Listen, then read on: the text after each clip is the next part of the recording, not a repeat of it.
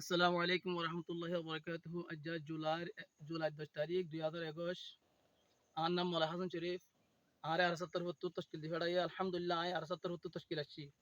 তো এখন আয় আল জুনুনি বাটালিয়ানার কমান্ডার।